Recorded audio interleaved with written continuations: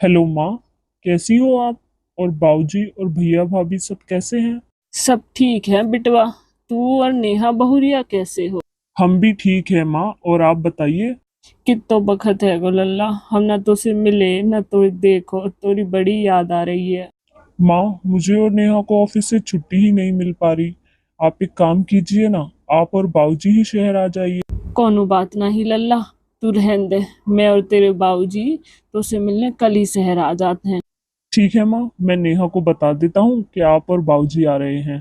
बड़ी बहुरिया, ओ बड़ी बहुरिया, तनिक यहाँ आ। जी माँ जी, कहिए का हुआ? बहुरिया, हम और तुम्हारे बाबूजी कल शहर जा रहे हैं पंकज बिटवा से मिलने। तनिक हमारी दो चार साड़ी एक झोला में बांध दे। का माँ जी, आप और बाबूजी ही जा रहे हैं? हमें भी ले चलिए ना माँ जी। हम भी देवरानी जी से सिर्फ उनके ब्याह पे ही मिले थे। ई बहाने हम भी शहर देख लेंगे, हमने शहर सिर्फ पिक्चरन में ही देखा है। ठीक है बहुरिया, तू एक काम कर, अपने और मोहन के भी कपड़ा बांध ले। अगले दिन शकुंतला अपने पति और बड़े बेटे और बहू के साथ शहर पहुंचती है। अरे माँ जी, बाऊजी, आप सब आइए ना। ई का बिटवा, तू और बहुरिया तो कितना सूख गए हो। चल कोई बात ना, मैं तोरे और बहुरिया के काजे गांव को देसी घी लाई हूँ। अब जब तक रहूंगी तोरे और बहुरिया को मोटर ताजी करके जाऊंगी। अरे माँ, आप सारी बातें गेट पर ही कर लेंगी क्या? आइए ना अंदर। सभी लोग हाथ मुंह धोकर फ्रेश हो जाते हैं और नेहा सबके लिए गर्मा गर्म नाश्ता लगा देती है।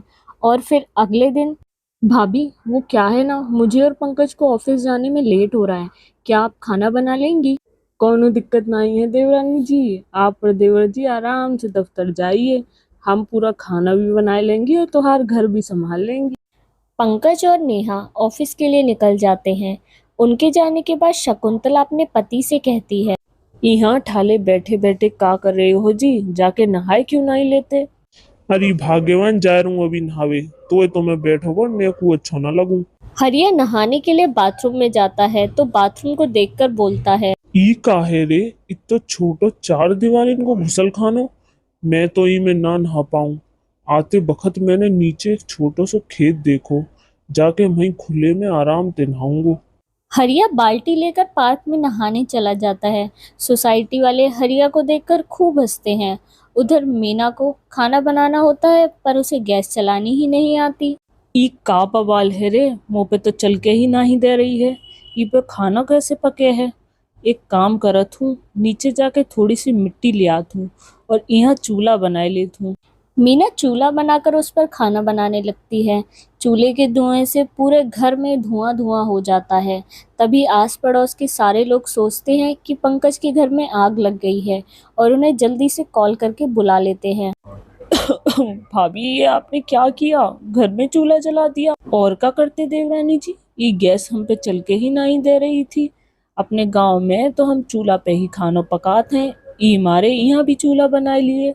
भाभी, ये शहर है, यहाँ आप घर में चूल्हा जलाएंगी तो सब दम घुट कर ही मर जाएंगे। यहाँ के घर बहुत छोटे छोटे हैं। ओफो, इन गवार ससुराल वालों को मैं कैसे बर्दाश्त करूंगी। रात को खाना खाने के बाद सभी लोग सो जाते हैं। शकुंतला का सुबह का काम था कि वो रोज बच्चों के साथ नीचे पार्क में जाती और उन्हें अच्छी अच्छी कहानियां सुनाती। बच्चे भी उसे प्यार से दादी माँ कहते हुए थकते नहीं थे। ऐसे ही कुछ दिन बाद, बेचारी देवरानी जी को तो दफ्तर के चक्कर में घर की साज सजावट का बखत ही ना ही मिलता। एक काम करत हूँ, मैं ही उनके घर को गोबर से लीप देत हूँ। गवार जेठानी पूरे फर्श पर मिट्टी और गोबर की लिपाई कर देती है और पूरे घर में गोबर की बदबू फैल जाती है।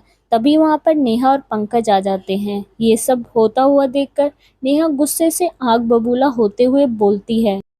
बस पंकज, बहुत हुआ। अब मैं तुम्हारे घर वालों को और बर्दाश्त नहीं कर सकती। कभी घर में चूल्हा जला देते हैं, कभी घर में गोबर लगा देते हैं। इनसे कहो कि गांव चले जाएं, वरना मैं ये घर छोड़कर जा रही हूँ। ये सुनकर ससुराल वालों को अपनी गलती का एहसास होता है कि वो जो भी कर रहे हैं शहर के हिसाब से वो चीज गलत है। नाना बहुरिया, तो ये घर छोड़ के जावे की कोई जरूरत नहीं है। हम ही गांव वापस चले जाते हैं। माफ कर दे देवरानी जी, हम ठहरे गांव के गवार, हमें जिस शहर के तौर तरीका ना है मालूम। माफ कर दो हमें।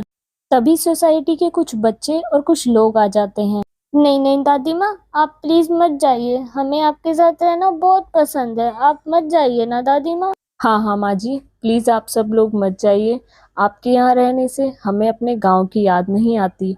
मजबूरी के कारण हम तो अपने गांव जा ही नहीं पाते हैं। उन सब की बात सुनकर नेहा को भी अपनी गलती का एहसास होता है। गुस्से में उसने अपने ससुराल वालों को कुछ ज्यादा ही गलत बोल दिया और वो उन सब से माफी मांगती है और उनको अपने साथ रहने के लिए विनती करती है।